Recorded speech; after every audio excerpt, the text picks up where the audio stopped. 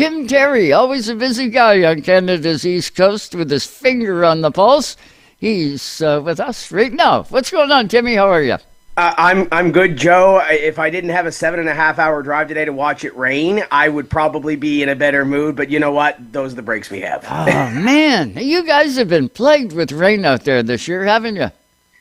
Lake Dowse hit first rain out that they've had all season long, and it was one of those rains, and it happens there because they're right on the water where the mist and the fog that doesn't show up on the radar kind of rolls in and just sticks, and that's what it was. You can only wait so long for it to roll out, and track was soaked at 11 o'clock, 1 o'clock start, nobody there, so they had to pull the plug. But nevertheless, great folks down there. Yeah, drive 50 miles away from there, sun's out, beautiful day. What are you talking about rain, right?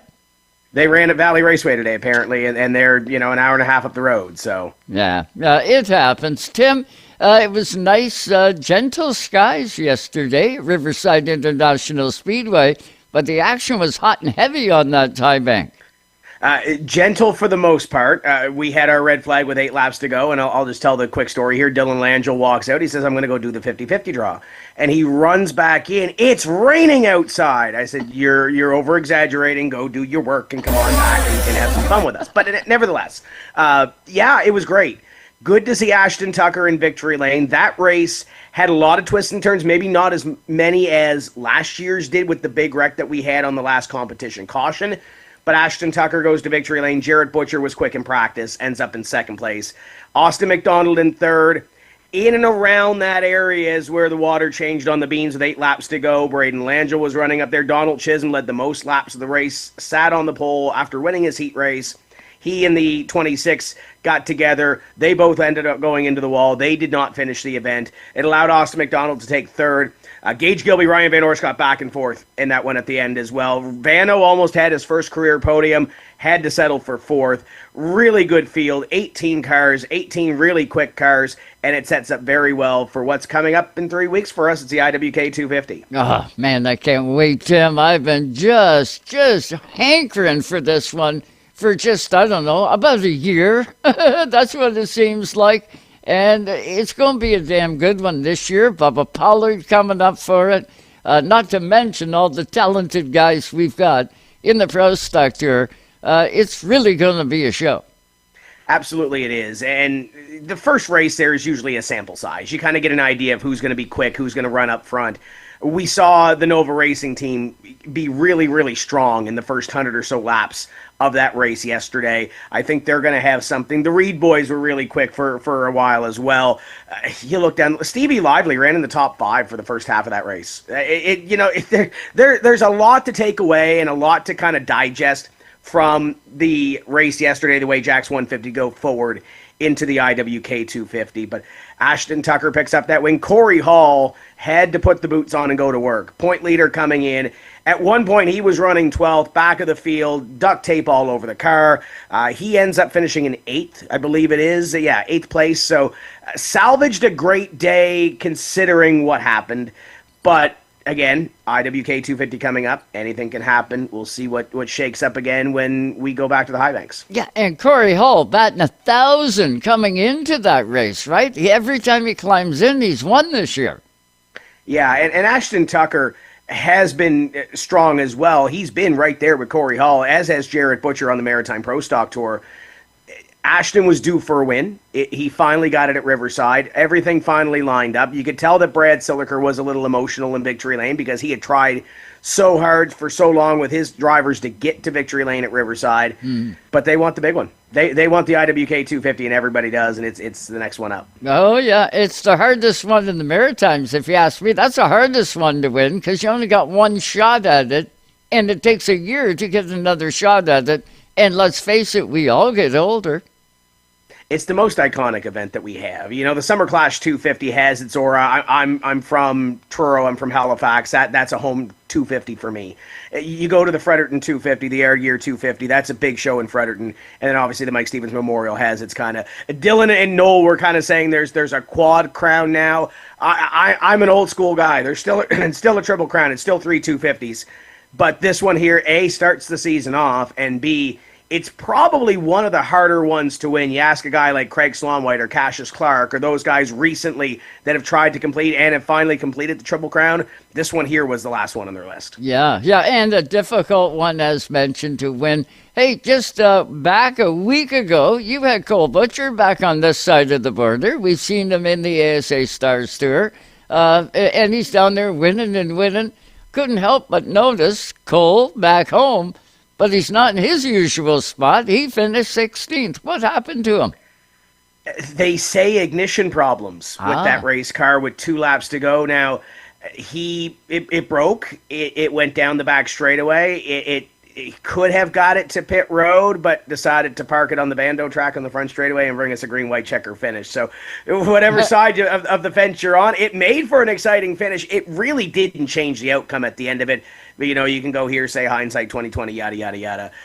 Cole, they just missed the mark on the 53 car. They were a top 5 car, back half top 5 at best, but you go away, and Cole had even mentioned to me, we were kind of shooting the breeze on Friday night, you're back on the old 1070s. You're back with this rules package. When you go and you run a super late model for so long, you kind of have to get used to it again.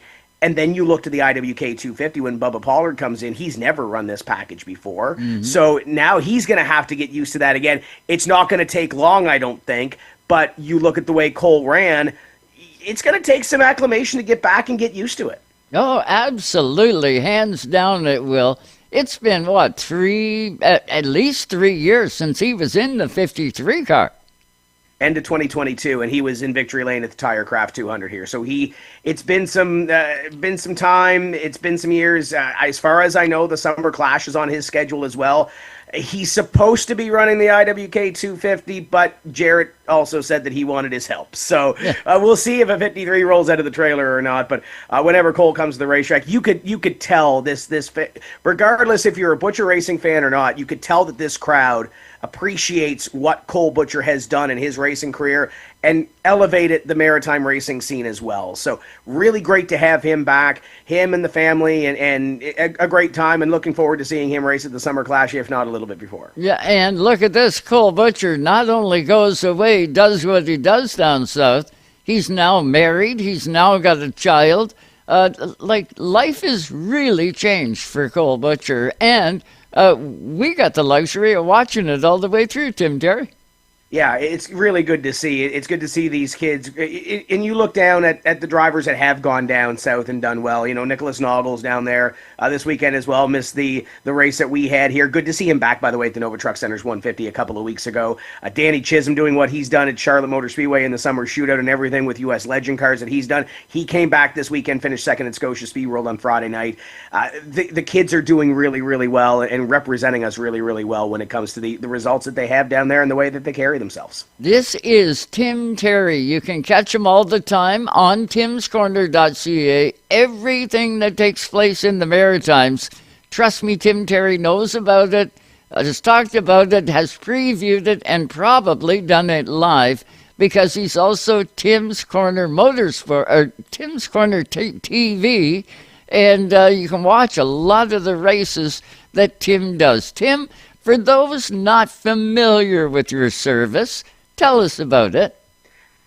We cover racing at Scotia Speed World, and we cover the Maritime Pro Stock Tour portion of the Riverside International Speedway side as well. If you can't make it to the racetrack and you want to be a part of it, it's a pay-per-view service. It's part of Speed Sports, so the same family that has the ASA Stars and Pit Row TV and all these other families as well, U.S. Legend Cars TV, on the Speed Sport network or on the Speed Sport brand, go and pick up the event pass, and you can watch whatever races we have coming up next.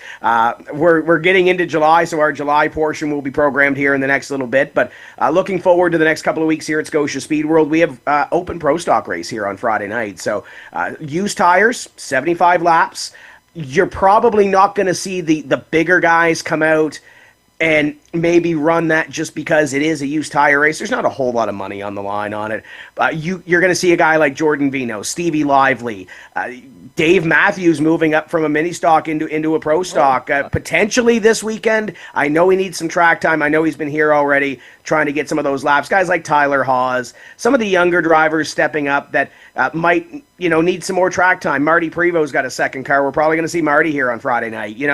Some of those guys that might not necessarily get all the spotlight, Joe, are going to have it here Friday night as a part of the Bay Equipment Rentals Weekly Racing Series. That's on Tim's Corner TV. Fueling Change, a celebration of women in motorsports, is next week. And then we roll into the IWK Super Race Weekend festivities on there. And then a week off for the World Series of Monster Trucks with Mike James being here. And then we roll into the August schedule, Summer Clash, and all that fun stuff. Talk about getting a notebook built for the Summer Clash 250. That'd be the way to do it. You need laps. You want to know some data? Show up on the open day.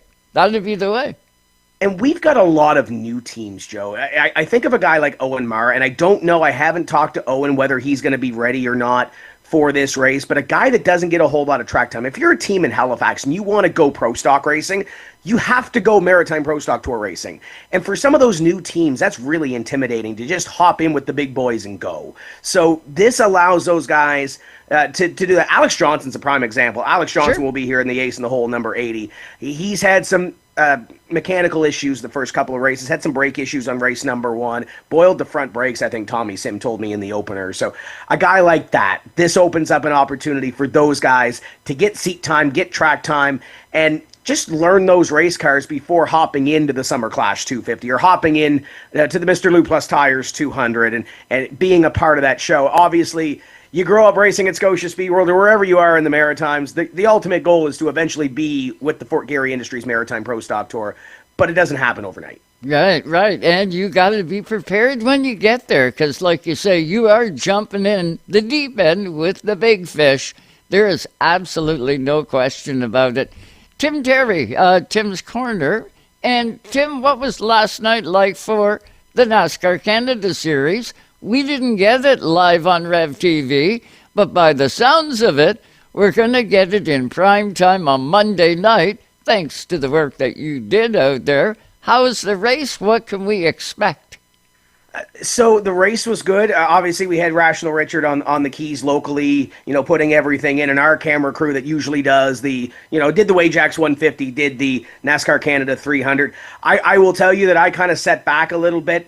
Dylan Langell called the race for the house. I kind of sat back and just made sure that everything was fine with Rev and there was no fire drills, fire alarm sort of thing that I had to kind of put out. But the race was good. You had DJ Kennington go to Victory Lane for the first time since, I think, 2022. Mm-hmm. It's been almost 10 years or over 10 years since he's been to Victory Lane at Riverside. And it came down to Kevin Lacroix, and I believe he got trapped on pit road, lost a lap. He passes the field and unlaps himself and did not get the caution that he needed to get the full lap back, to get back behind everybody and go. And Dylan was calling the race for the house, and we really didn't have scoring next door. I'm kind of sitting back, getting the Pro Stock Tour stuff done. And I look up, and he says, Kevin Lacroix is going for second. And I look up on the leaderboard, and Kevin Lacroix is listed as 7th. I said, Dylan, are you sure he's on the lead lap? And he looks, and he's like, well, maybe I'm wrong. But no, it was a really good race. Ryan Vargas had a really good run at the end of that one as well. Just some really good racing, not a lot of cautions. And usually in those races, you have 14 cars, okay, green flag laps, it gets strung out. They had action top to bottom. A really good race by the NASCAR Canada Series, and always good to see a guy like DJ Kennington get back to Victory Lane and win one. Yeah, he's awesome, DJ is, and look forward to catching up with him a little bit later tonight if everything works out. But by the sounds of it, we're all going to have to tune in to Rev TV Monday night. It's going to be one to watch. It's going to be a good one.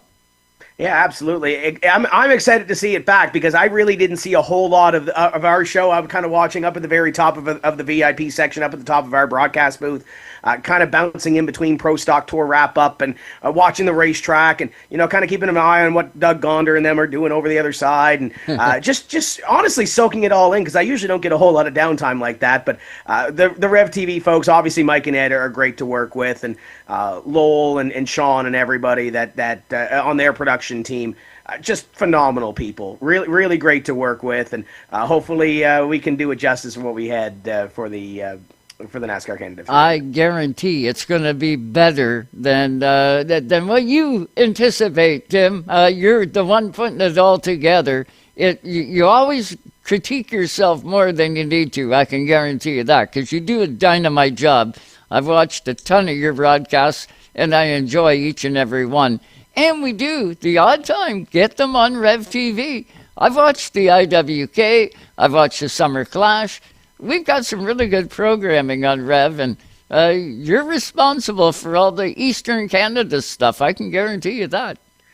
Yeah, it's been fun. Great to work with those guys. I know we have a couple of Scotia Speed World races that are kind of sitting on the editing room floor, and it's sitting on my editing room floor. But with the way the summer is gone, it gets really, really busy. Usually after this weekend, I get a little bit of time to breathe. But we're back at it. Next week, I'm going to Sydney on Saturday, and because we rained out today, I got to go 7 hours to Yarmouth next Sunday, tip to tip for Nova Scotia. And then the next week, big race at Riverglade Speedway, their second race on their reopener, and we've got the TCM Bandolero road trip up there. So, and then we roll into the IWK 250. It's fun. It's a great adventure. But it doesn't stop. You look down at the calendar and ask yourself where you are this week, except for every Friday night we're here at Scotia Speed World. Just go. That's all you can do. Just go. So you are back at it. Friday night. I've taken in a couple of the Friday nights on TCM. Man, we got some good races there too. The sportsman class ain't no joke. The sportsman classes come down a little bit in numbers. We have about 12 to 14 instead of our usual 16 to 20. But the competition is great. You got a couple of really good newcomers in Dawson Noble and Haley Bland that are learning. You had Chad Sinton and Ashley Creelman knocking on the door of their first ever podiums here on Friday night. Darren Hilchey's won the last two. Andrew Lively has won two. Sheldon Pemberton has just been so darn consistent. Hate it for Jeffrey Breen. He was our point leader and broke on Friday night. But beautiful car too, eh? That 66, it's gorgeous. It absolutely is. Eddie and Jeff put in a ton of work to that. The highlight for me, though, on the Friday night program is the traction mini stocks. The lowest car count that we had was Friday night, and it was 26. Yeah. We've had anywhere from 26 to 30, 31 cars, and really good competition. And, Joe, you know how our guys go. It's usually, if it's not caution-free, there's a single car spin or a breakdown or something of the like. We've got some really, really good talent here. If you haven't watched one of our Friday night shows, get over to timscorner.tv. If you get the replay subscription, you can see everything that we've done so far. And get yourself up to speed before we go racing on Friday night. We have and I just talked about the mini stocks and sportsmen. Unfortunately, they're off on Friday night. The pro stocks are here for their 75 lapper. Our new enduro class is starting on Friday night as well. $750 to win, $500 for second, $250 for third. Any unibody 4 or 6 cylinder car, van, SUV. Obviously, if it's all-wheel drive, you got to take the all-wheel drive out of it and make it a front wheel. But something new. I don't know how many cars we're going to have because it's one of those divisions where it's hard to get those guys to register. Right. I think we're going to have around 14 for the first one by the sounds of everybody that says, oh, I'm building a car. So if they all show up, there should be a decent number. Legend Cars and Bandoleros will be here as well on Friday night to support them. It's going to be a different looking Friday night program, but it's going to be a fun Friday night on July 4th. And then we roll into the fueling change, the celebration of women in motorsports on July 11th, and then we're off for 2 weeks for the IWK and the World Series of Monster Trucks. And I know we're a stock car show sort of thing, but motorsports. Mike James is bringing Dennis Anderson into this area. He's going to be in Halifax the week before. He's going to be at Eastbound Park. Hats off to Mike James. Me and him have been playing phone tag all day long between us raining out at Lake Dowsett and coming back up the shore. So hats off to him. He does a phenomenal job. I know they're busy next week with a race as well, but great to see. You gotta love Mikey James. He's the salt of the earth, that guy out there, and he loves himself monster trucks. He's real good at it. And talk about a guy that's connected in that world. Mike James is that guy. Just amazing. Tim, we got lots coming. Man, I can't wait to see IWK 250, July 19th weekend. Tickets are on sale for that now. And, of course, I'll be tuned in on Friday night. You got to make it to Scotia Speed World. If you're heading east, stop at Scotia Speed World right beside the airport. You can go up and talk to this guy, too.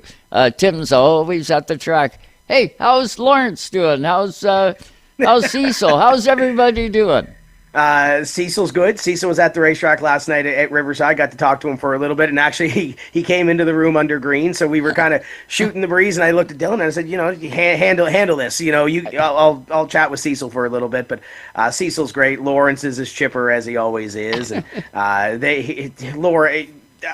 Lawrence doesn't get the credit for what he does for this racetrack and even for the Maritime Pro Stock Tour. Great guy, and I know I can hear it right now down the road. His head's blowing up about 8 sizes too big. But yeah, Scotia Speedway Friday night. I'm actually here. I'm dumping off the stuff that we had from Riverside. So as it is behind me, doors always open. So if you find yourself at Scotia Speedway, come on up and say hi and enjoy a Friday night show. It's a fun night on a Friday night here. And tune in to Tim's Corner. Absolutely. Tim, thanks for pitch hitting. I love talking with you. You know it. We'll see you in a couple of weeks, brother. Looking forward to it, Joe.